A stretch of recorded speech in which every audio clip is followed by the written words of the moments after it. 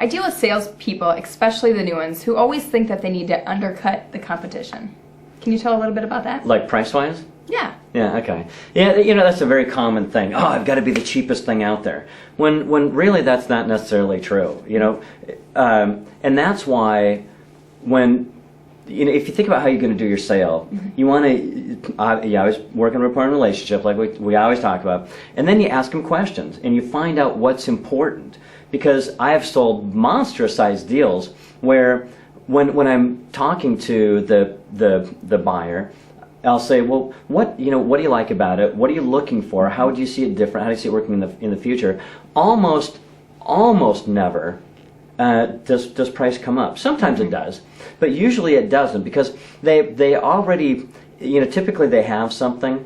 I'll give you my own experience, and I'm sure everybody's had this, where it's not you're looking for the cheapest, you're looking for the best combination of things. It's got to be equitable, and for example, I often use, because we're going through this experience of buying this new phone system to connect to offices and accommodate growth and all this stuff, and some. One of the vendors will say, well, what we'll do is we'll do the analysis and we'll come in cheaper. And yeah, I don't want to spend money that I don't need to spend, but I really want it to work. I really want it, features, advantages, and benefits. The benefit is that I want it to be able to accommodate our growth. I want it to be able to be, we can rely on it. We can easily add more stations. We can do this, that, and the other thing. But you should ask me what I'm interested in. And if I say I want the cheapest thing out there, well then, okay, focus on how you can get me the cheapest thing out there. But what I like to do too is I like to provide a win-win. I like to provide an equitable situation where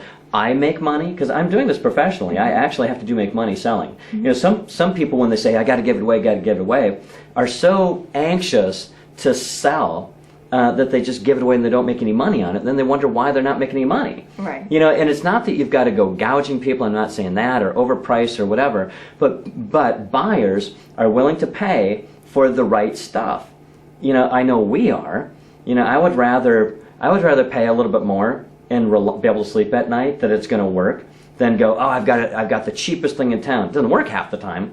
So understand, you don't have to go in there. It is not all about price.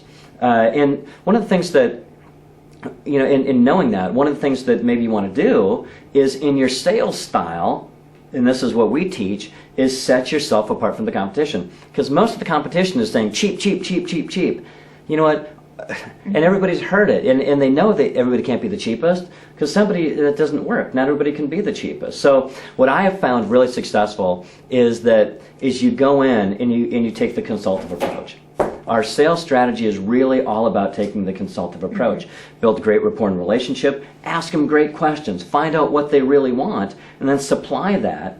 And if you're taking the time to really understand what they need, then they're willing to pay you almost not a consulting fee, but they understand that the fee for service might include all this education and me truly interested in them getting the right thing. And if you go from that perspective, if you go from cheap, cheap, cheap, it's almost like you're trying to say whatever they'll accept just to get them to buy whatever you're saying is cheapest.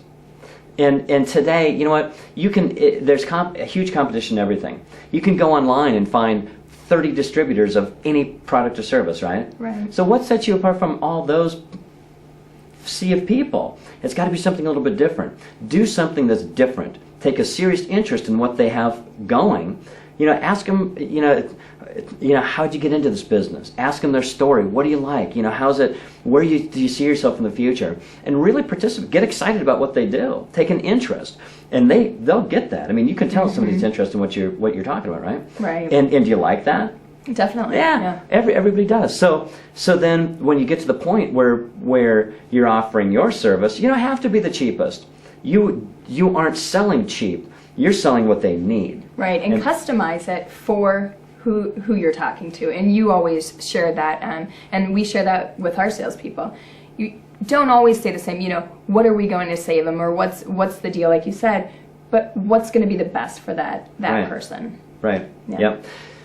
You just want to find the best situation for them, and that's it. It's really pretty simple.